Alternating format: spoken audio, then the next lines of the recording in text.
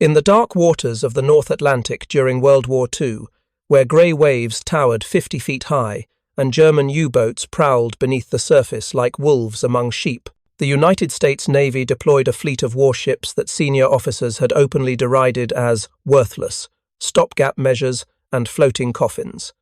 These were the destroyer escorts, small, unglamorous vessels hastily constructed in shipyards across America by workers who had never built a warship before, crewed by sailors barely out of high school, and commanded by officers deemed too inexperienced for real Navy ships. Yet between 1943 and 1945, these despised baby destroyers would sink 63 German U-boats in the Atlantic theater alone, more than any other class of American warship. They would prove that courage, innovation, and determination could overcome skepticism and prejudice. They would save thousands of merchant sailors' lives, deliver millions of tons of vital supplies to Britain and the Soviet Union, and help win what Winston Churchill called the only thing that ever really frightened me during the war, the Battle of the Atlantic. Before we jump back in, tell us where you're tuning in from, and if this story touches you, make sure you're subscribed, because tomorrow I've saved something extra special for you. Built from necessity rather than prestige, destroyer escorts were the embodiment of wartime efficiency. At roughly 300 feet long and displacing just over 1,200 tons, they were far smaller than fleet destroyers and carried lighter armament. But what they lacked in size, they made up for in purpose. Fitted with radar, sonar, and new anti-submarine weapons like hedgehog mortars, they became the hunters of the deep. A single ship could be constructed in under 5 months, an astonishing pace that turned shipyards into vital links in the chain of survival, stretching from American ports to European battlefronts. Life aboard these ships was anything but easy. The Atlantic was a merciless battleground, cold, wet, and vast. Crews endured days of monotony, punctuated by moments of sheer terror. When the depth charges go off, one sailor wrote home, you feel them in your bones. The ship lifts like a toy in a child's hand and crashes back into the sea. Yet these young sailors learned to read sonar echoes, to act without hesitation, and to trust one another completely. One of the first destroyer escorts to gain fame was the USS Buckley, DE-51. In May 1944, she encountered the German submarine U-66 off the coast of Africa. After an intense chase, the Buckley rammed the U-boat and engaged in a close-quarters brawl as American sailors leapt onto the submarine's deck. The German vessel sank within minutes, a victory that proved these bathtub toys could fight and win. By 1944, destroyer escorts were operating in both the Atlantic and the Pacific. In the latter, they faced kamikaze attacks and surface battles. The most famous moment came during the Battle off Samar in October 1944, when the destroyer escort USS Samuel B. Roberts DE 413 charged a Japanese fleet many times its size to protect vulnerable American carriers. She was sunk after inflicting heavy damage, earning the nickname the destroyer escort that fought like a battleship. By war's end, 563 destroyer escorts had been commissioned. They guarded convoys, rescued survivors, and ensured the flow of food, fuel, and ammunition that sustained the Allied war effort. They were not the glamorous capital ships that filled headlines, but they were indispensable. For the men who served on them, the lesson was clear. Greatness is not measured in tonnage or fame, but in purpose and resolve. The destroyer escorts, once dismissed as expendable, became the quiet heroes of the Atlantic, the right ships, with the right crews, at the right moment. They were called baby destroyers, bathtub toys, and worthless. History proved them anything but. This is their story. By early 1942, the Battle of the Atlantic had become a desperate race between construction and destruction. German U-boats, operating in coordinated wolf packs, were sinking Allied merchant ships faster than they could be replaced. In the first 6 months of 1942 alone, German submarines sank 585 ships, totaling over 3 million tons in American waters, often within sight of the eastern seaboard. The glow of burning tankers could be seen from beach resorts in Florida and New Jersey, and bodies washed ashore on tourist beaches. Admiral Karl Dönitz, commander of Germany's U-boat fleet, believed he was winning the war. His calculations were coldly mathematical. If U-boats could sink 700,000 tons of Allied shipping per month, they would strangle Britain's supply lines faster than America could replace the losses. By this metric, Germany was winning. In November 1942, U-boats sank 119 ships, totaling 729,000 tons, the second highest monthly total of the entire war. The strategic implications were catastrophic. Without secure Atlantic shipping lanes, there could be no invasion of Europe, no supplies for Britain, no aid to the Soviet Union.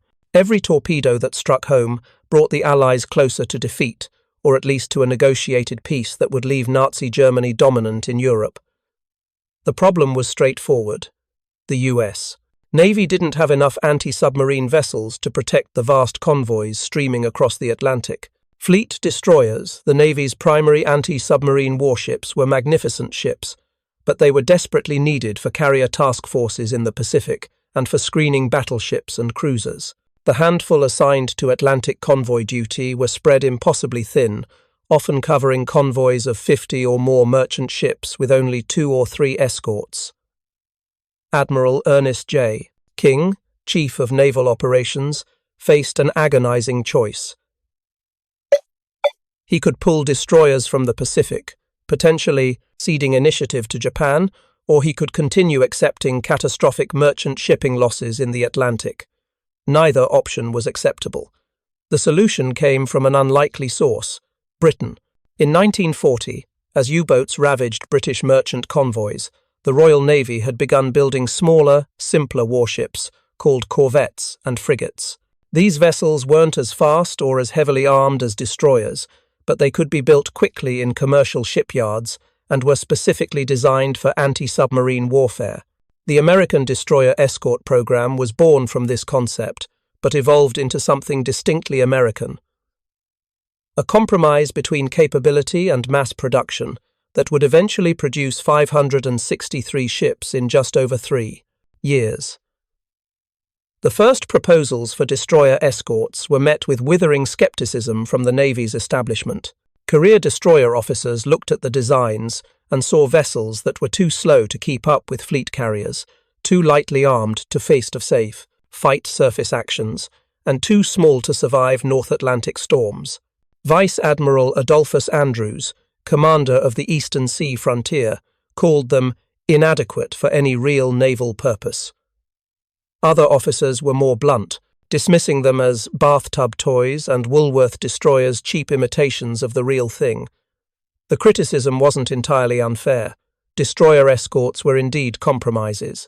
At 306 feet long and 1,400 tons displacement, they were significantly smaller than fleet destroyers, which measured 376 feet and displaced 2,100 tons. Their maximum speed of 24 knots made them slower than both fleet destroyers, 35 knots, and surfaced U-boats 17 knots on the surface, but able to sprint at higher speeds for short periods. Their main battery consisted of just 3 3-inch guns, compared to the 5 5-inch guns of a fleet destroyer. But what the critics missed was that destroyer escorts were designed for a specific mission: hunting submarines in convoy escort duty. 4. This role, their deficiencies, were actually virtues. Their smaller size meant they could be built in commercial shipyards without displacing construction of larger warships. Their diesel-electric or turbo-electric propulsion systems, while limiting top speed, gave them exceptional range and fuel efficiency, critical for extended convoy duty. Most importantly, they carried the same anti-submarine weapons as fleet destroyers: depth charges, hedgehogs, and advanced sonar equipment. The shipbuilding program was itself a marvel of American industrial might. Destroyer escorts were built at dozens of shipyards from Maine to Texas, many of which had never constructed a naval vessel before. Workers included women, elderly men, and others not eligible for military service. At some yards, destroyer escorts went from keel laying to commissioning in less than 3 months, a construction speed that would have been unthinkable in peacetime. The ships came in several classes, each with different propulsion systems depending on which machinery was available. The Evarts class used diesel-electric engines. The Buckley class, like USS England, used turbo-electric propulsion. The Cannon class had diesel-electric reduction gears.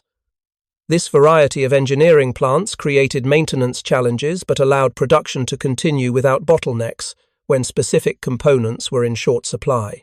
The destroyer escort's primary weapons were simple but deadly.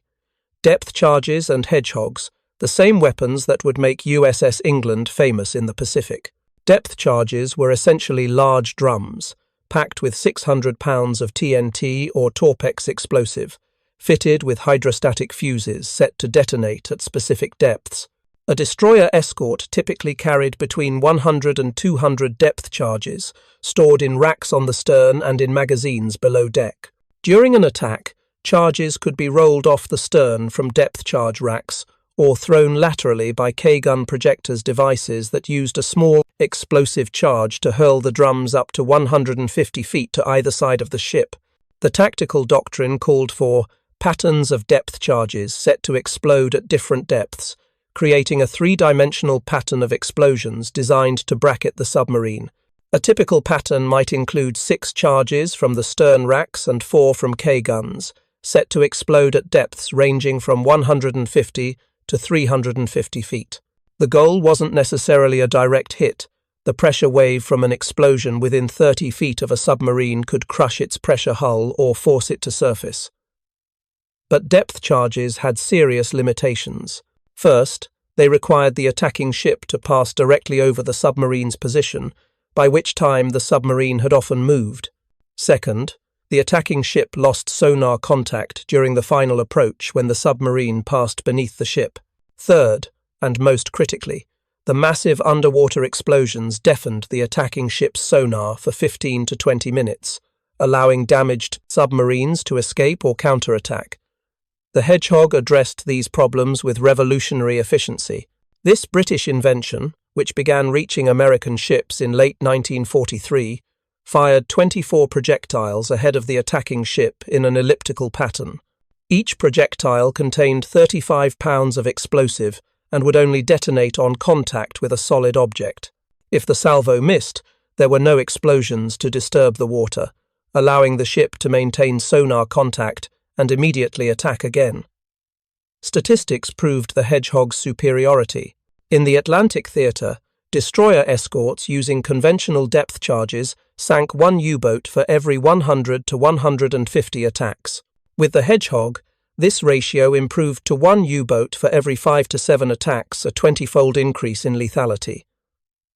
But weapons alone didn't win battles. The crews had to know how to use them, and this is where the destroyer escort's relatively inexperienced crews actually became an advantage. Unlike Korea, Navy men set in pre-war doctrines. These young sailors and reservist officers were willing to experiment, adapt, and innovate. The first destroyer escorts arrived in the Atlantic in early 1943, just as the Battle of the Atlantic reached its climax. March 1943 saw the highest U-boat successes of the war, with 108 Allied ships sunk totaling over 627,000 tons. Admiral Dönitz had 240 operational U-boats at sea, more than at any other time in the war. Victory seemed within his grasp. The destroyer escorts entered this maelstrom with minimal training and maximum skepticism from the crews they were supposed to protect. Merchant sailors, who had watched U-boats sink their ships while inadequate escorts stood helplessly by, looked at the small warships with undisguised contempt. Fleet destroyer crews viewed their destroyer escort counterparts as poor relations unworthy of the name destroyer. The first major test came in April 1943, when 6 destroyer escorts USS Brennan, USS Bostwick, USS Bronstein, USS Thomas, USS Borum, and USS Bremen departed Boston as part of the escort for convoy HX-233, consisting of 42 merchant ships bound for Liverpool with vital war supplies. Telling and preparing this story took us a lot of time, so if you are enjoying it, subscribe to our channel. It means a lot to us. Now, back to the story. On April 21st, U-boats of the Mice Wolfpack found the convoy in mid-Atlantic. What followed was a 5-day running battle that would prove the destroyer escort's worth beyond any doubt. The U-boats attacked repeatedly, day and night, trying to penetrate the convoy's protective screen. But the destroyer escorts, working in coordinated teams, repelled every attack. USS Bostwick detected U-203 approaching the convoy submerged and immediately attacked with Hedgehog. The first salvo missed, but Bostwick maintained contact and attacked again within 3 minutes. The second salvo scored at least 3 hits. U-203 surfaced briefly, mortally wounded, before plunging bow first into the depths with all 48 hands lost. The next night, USS Bremen detected U-191 attempting to penetrate the convoy's port quarter. In a textbook coordinated attack, Bremen held sonar contact while vectoring USS Thomas into attack position. Thomas's Hedgehog salvo struck U-191 directly, and the submarine exploded so violently that the shock wave damaged Thomas's sonar equipment. There were no survivors from U-191's 49-man crew. By the time convoy HX-233 reached Liverpool on April 26th, the 6 destroyer escorts had sunk 2 U-boats, damaged 3 others so severely they had to abort their patrols, and delivered all 42 merchant ships safely to port without a single loss. It was a stunning reversal from the convoy massacres of previous months. Word of the success spread quickly through the Navy. Admiral King, who had been among the most skeptical about destroyer escorts, sent a terse message to the escort group commander. "Well done." From King, this counted as effusive praise. Throughout the summer and fall of 1943, destroyer escorts poured into the Atlantic. By December, over 100 were operational, forming the backbone of American convoy escort forces. Their impact was immediate and dramatic. In May 1943, just 1 month after the destroyer escort's successful debut, U-boat losses suddenly spiked to 41 submarines destroyed, the highest monthly loss Germany would suffer in the entire war. Dönitz, shocked by the carnage, temporarily withdrew his U-boats from the North Atlantic convoy routes. For the first time since 1940, convoys crossed the Atlantic without losing a single ship to U-boat attack. The destroyer escort's success stemmed from several factors beyond their weapons. Their diesel-electric propulsion systems, while limiting top speed, were remarkably quiet underwater, making it harder for U-boats to hear them approaching. Their relatively small size made them more maneuverable than fleet destroyers, able to turn inside a submarine's turning radius during the deadly game of cat and mouse beneath the waves. Most importantly, their crews developed innovative tactics specifically suited to their vessels' capabilities.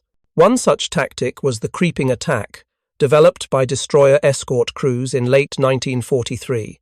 In this maneuver, one ship would hold sonar contact on a submarine, while a second ship, running at slow speed to minimize propeller noise, would creep up on the submarine and attack with Hedgehog. The submarine, focused on the loud sonar-pinging ship, often remained unaware of the silent attacker until projectiles were already in the water. USS England would later use a variation of this tactic in the Pacific, but it was developed and perfected by Atlantic destroyer escorts facing the most experienced U-boat crews in the German Navy.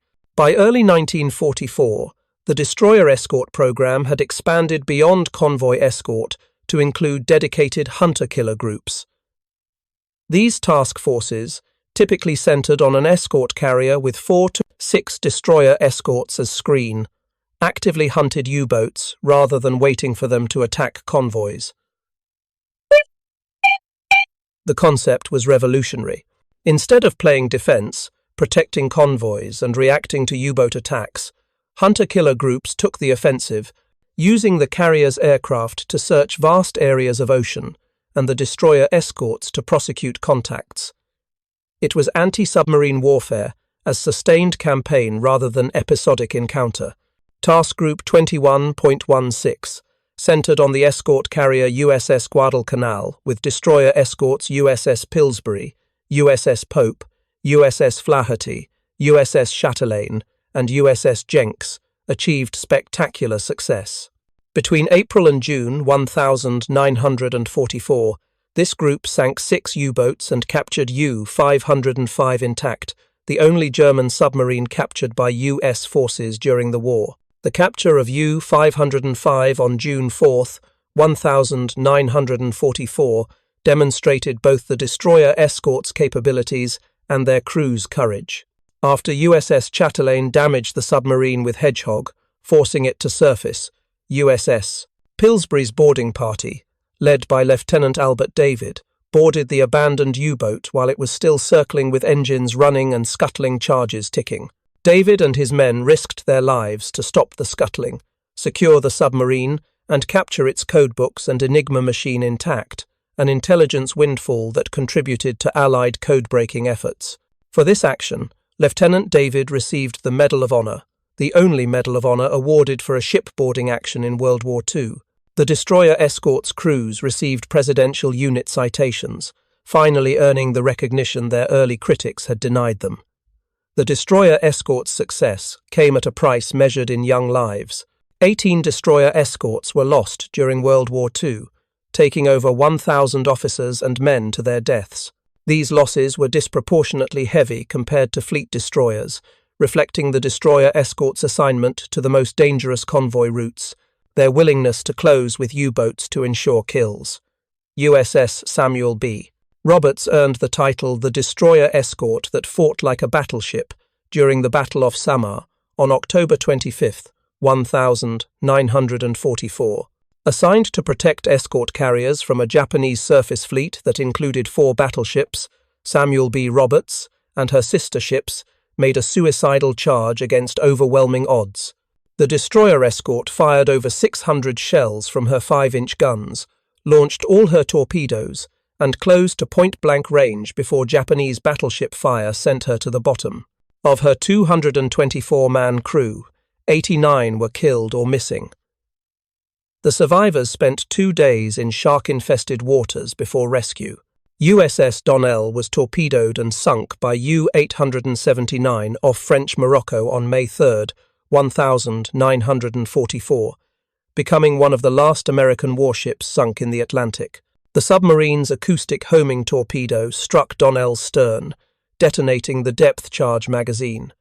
The ship broke in 2 and sank within 4 minutes, taking 15 men with her.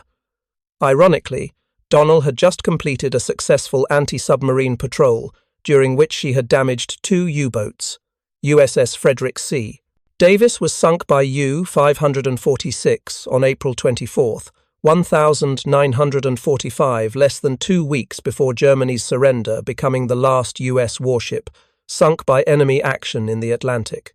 An acoustic torpedo struck Davis amidships, breaking her keel. She sank in just 12 seconds, so quickly that only 62 of her 192 crew members escaped the ship. The revenge was swift and complete. Within 6 hours, USS Flaherty, USS Pillsbury, USS Neunzer, USS Hubbard, USS Janssen, and USS Varian, all destroyer escorts, had surrounded U-546, forced her to surface with depth charges and hedgehog attacks, and captured her crew after a brief gun battle. It was a fitting epilogue. Destroyer escorts had avenged one of their own with the aggressive, coordinated tactics they had perfected over 2 years of combat.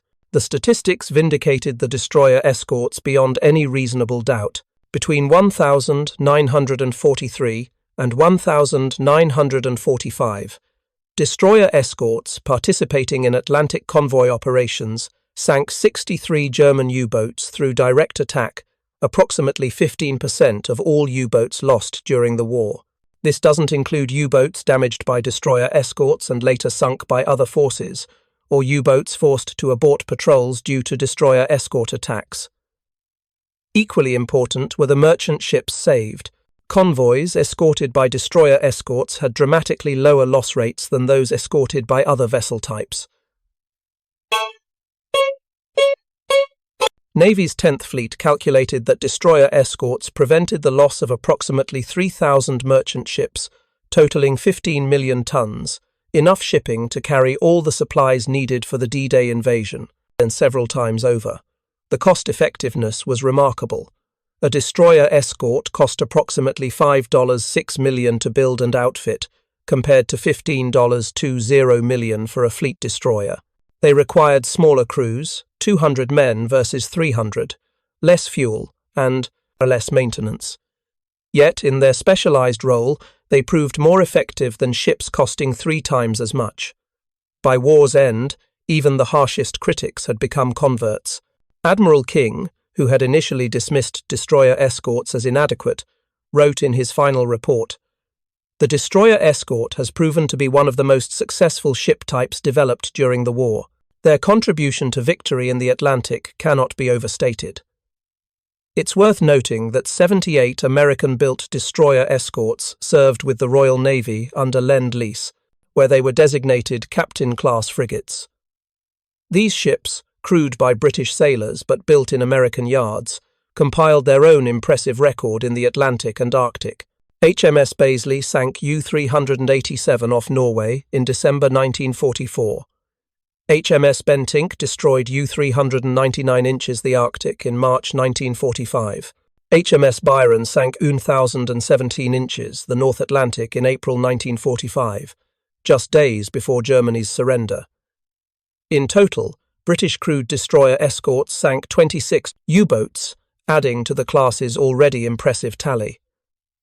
The British crews initially shared their American counterparts' skepticism about these vessels. Royal Navy officers, accustomed to larger, more heavily armed destroyers and frigates, viewed the destroyer escorts as cramped, uncomfortable, and inadequately armed. But after experiencing their reliability, seaworthiness, and effectiveness in combat, British crews became fierce advocates for their adopted ships. One British commander wrote, "Give me 6 destroyer escorts over 3 fleet destroyers any day for convoy work. They're slower, certainly, but they're everywhere you need them. They never break down, and when they attack a U-boat, that U-boat dies." The destroyer escort's success wasn't predetermined. It emerged from the creativity and determination of crews who refused to accept the limitations others had imposed on them. Destroyer escort crews pioneered the use of FXR sonar equipment, which could detect submarines at greater range and depth than previous systems. They developed new depth charge patterns specifically suited to their ship's characteristics. They experimented with radar-equipped lookouts to detect surfaced U-boats at night. They created new communications protocols that allowed multiple destroyer escorts to coordinate attacks seamlessly. Many innovations came from enlisted men rather than officers. A sonarman on USS Buckley developed a technique for distinguishing between submarine echoes and false returns from schools of fish or thermal layers, a skill he shared through informal training sessions that spread throughout the destroyer escort force. A chief boatswain's mate on USS England created a method for faster hedgehog reloading that cut reload time from 3 minutes to 90 seconds, allowing more rapid follow-up attacks. This culture of innovation reflected the destroyer escort crew's demographics. They weren't career Navy men wedded to established doctrine. They were civilians, in uniform, college students, farmers, factory workers, small business owners who brought diverse perspectives and problem-solving approaches to naval warfare. The average age of destroyer escort crews was 22. Many officers were reservists with no previous naval experience, learning on the job. Yet these young, inexperienced crews consistently outperformed veteran fleet destroyer crews in anti-submarine warfare, proving that fresh thinking and adaptability could overcome lack of traditional experience. When World War II ended in August 1945, the destroyer escort program abruptly halted. Of the 1,005 destroyer escorts planned, only 563 were completed. Many ships still under construction were scrapped on the ways.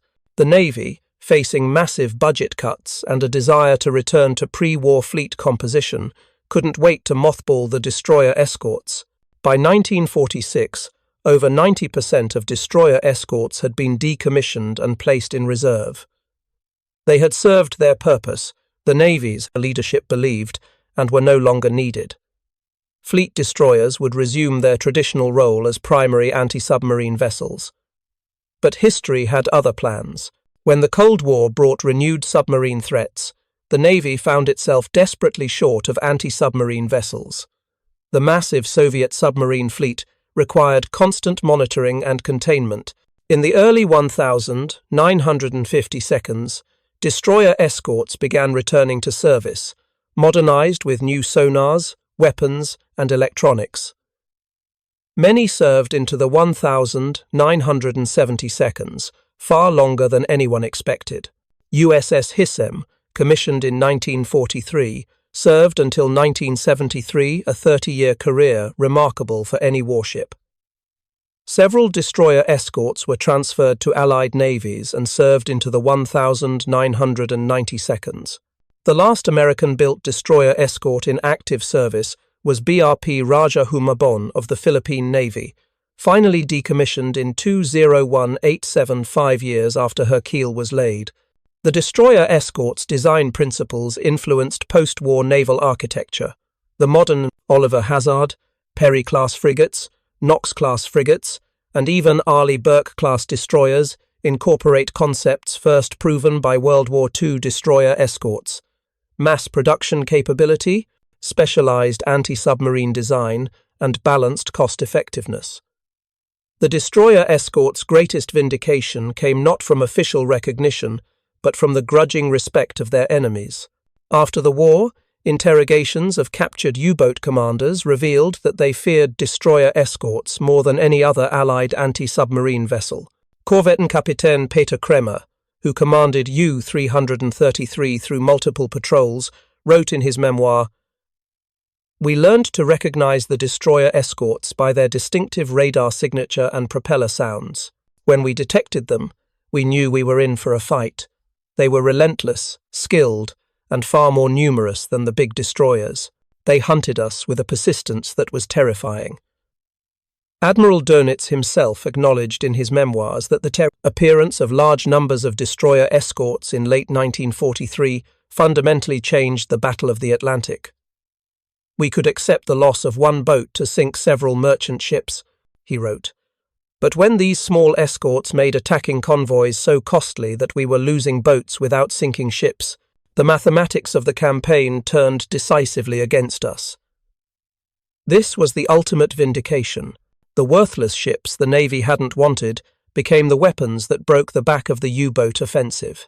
Behind the statistics and strategic assessments were human stories of courage, sacrifice, and transformation.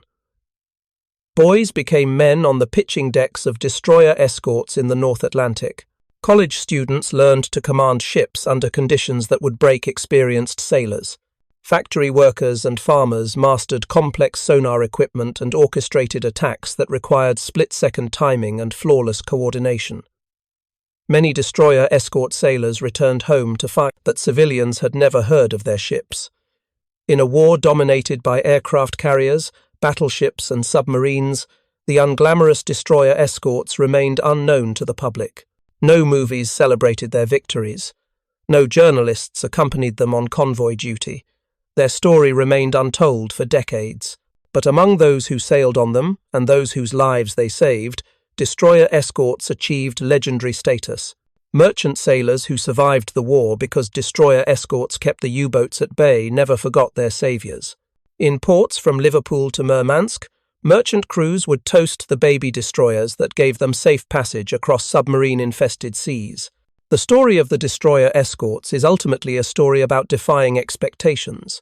It's about ships dismissed as worthless that proved invaluable, about crews considered too inexperienced who became experts, about a warship class designed as a stopgap that became a war winner.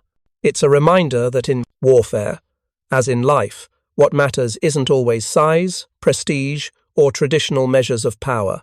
Sometimes what matters most is being purpose-built for the job at hand, having the courage to prove doubters wrong, and possessing the determination to succeed despite overwhelming odds. The destroyer escorts did all this and more. In the great naval struggle of the Second World War, they were born out of necessity rather than glory. The early years of the Atlantic campaign were a nightmare for Allied shipping. German U-boats prowled the sea lanes like wolves, striking convoys that carried the lifeblood of Britain and the Allied cause food, fuel, munitions, and men. Each freighter sunk meant soldiers without ammunition, cities without supplies, and families left waiting for news that would never come. By 1942, the numbers were catastrophic. Merchant ships burned from the Caribbean to Iceland. Oil slicks and floating wreckage marked the paths of the convoys. The Royal Navy and the U.S. Navy were stretched thin. They needed ships, many ships, fast, cheap, and effective. They needed something that could escort merchant convoys across thousands of miles of ocean, detect submarines before they struck, and fight them on equal terms. What they got were the destroyer escorts, small, lightly armed, and quickly built ships that would prove far greater than the sum of their parts. When the first designs were drawn up, few believed these baby destroyers could make a difference. They were slower than fleet destroyers, too small for major combat, and, to the admirals used to massive battleships and cruisers, they looked like toys. But in the cramped shipyards of America, places like Bay City, Michigan, Orange, Texas, and Boston, Massachusetts, thousands of workers began cutting steel and riveting hulls. The assembly lines that had once built cars were now turning out warships at a pace never before seen. A destroyer escort could be built in about 5 months, an engineering miracle. Each was around 300 feet long, displacing 1,200 tons, with a crew of about 200 men. They carried depth charges, hedgehog anti-submarine mortars, torpedoes, and 3-inch guns. More importantly, they carried radar, sonar, and radio direction-finding equipment that gave them an edge in detecting submarines. They were not glamorous. Their bunks were cramped, their galleys small, their decks constantly wet with spray. They rolled heavily in rough seas, and the noise of their engines made sleep a rare luxury. Yet, for the young men who served aboard them, many barely out of high school, they were home, fortress, and symbol of purpose. The first destroyer escorts to reach the Atlantic in late 1943 entered a war zone that had already claimed thousands of lives. Convoy after convoy set out from Halifax or New York, bound for Liverpool or Murmansk, and each faced the same gauntlet of danger. Wolf packs of U-boats lying in wait beneath the grey Atlantic swells. One such escort, USS Buckley, DE-51, joined the hunt in May 1944. On the night of May 6, radar picked up a contact. The Buckley's crew went to battle stations. For 20 tense minutes, they chased a faint echo across the dark sea. Then, as dawn broke, the enemy surfaced a German U-boat, U-66. The Buckley charged straight at it, guns firing, tracers slashing across the waves. The U-boat returned fire, its crew scrambling in panic. At close range, the Buckley rammed the submarine. The two vessels were locked together, rolling in the swells. American sailors leapt onto the U-boat's deck, fighting hand-to-hand in the smoke and chaos. Moments later, the U-boat sank beneath the waves. The Buckley's crew had won one of the strangest and most daring victories of the Battle of the Atlantic. Stories like that spread quickly through the fleet. The men who served on destroyer escorts began to realize that they were not merely the smaller cousins of fleet destroyers. They were something new, something perfectly fitted to the brutal chess game of anti-submarine warfare. For the sailors aboard these ships, life was a cycle of routine and terror, days of monotony, grey sea, grey sky. The endless throb of engines would be shattered by minutes of chaos. A sonar ping might signal a contact.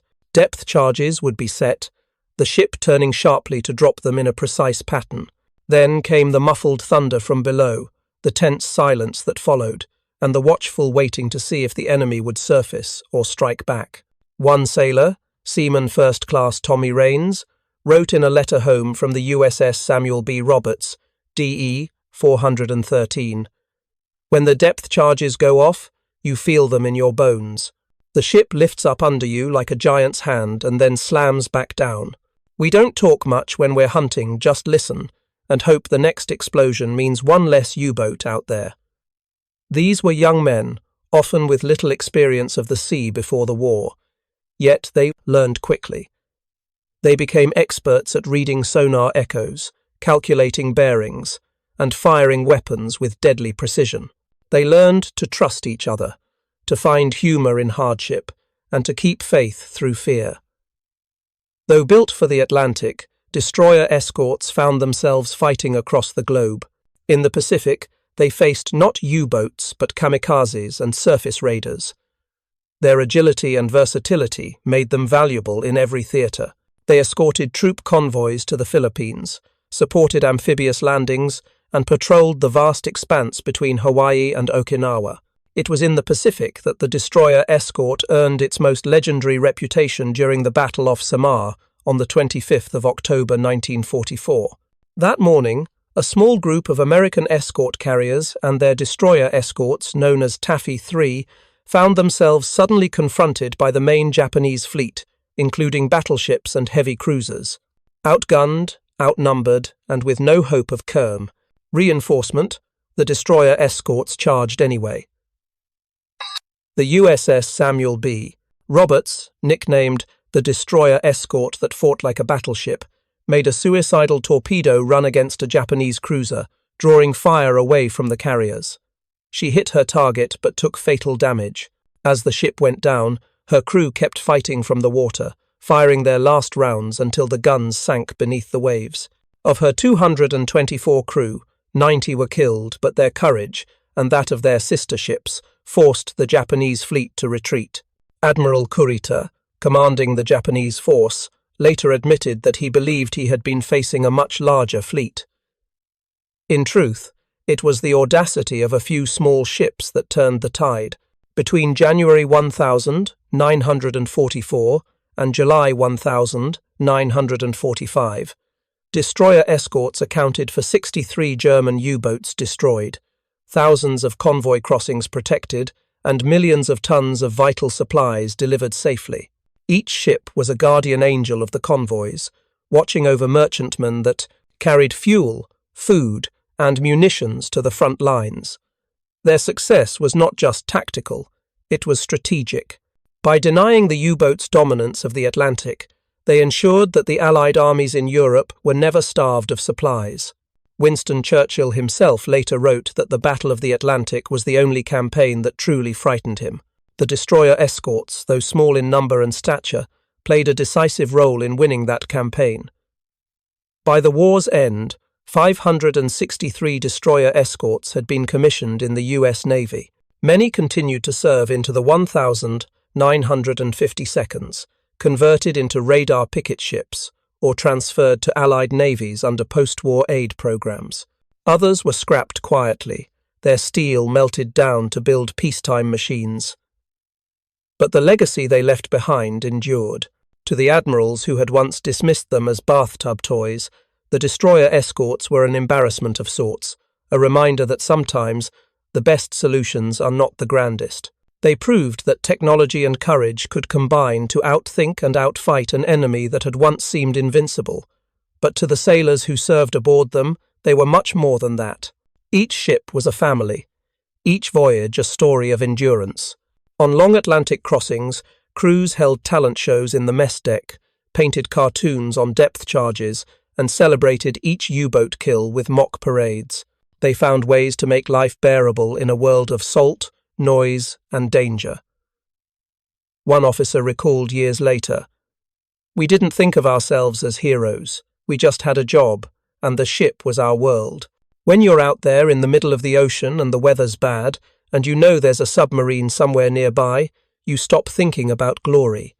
You think about keeping your ship alive. That's all." When peace finally came in 1945, many destroyer escorts steamed into quiet harbours for the last time. Their crews went home, some to farms, others to colleges or factories. Most slipped easily back into civilian life, but they carried with them the memory of long nights on the ocean, the friendships forged in battle, and the pride of having done something that mattered. The ships themselves faded from the headlines, overshadowed by aircraft carriers and battleships in the popular imagination. Yet historians would later recognize their indispensable contribution. They had been the backbone of convoy defense, the hunters of the deep, the silent protectors of victory. In museums today, a few have been preserved as memorials. USS Slater DE, 766, in Albany, New York, for instance, still floats as a living reminder of what these ships accomplished. Visitors walking her narrow decks can imagine what it felt like to stand watch in a freezing gale or to hear the sonar's rhythmic pings in the darkness.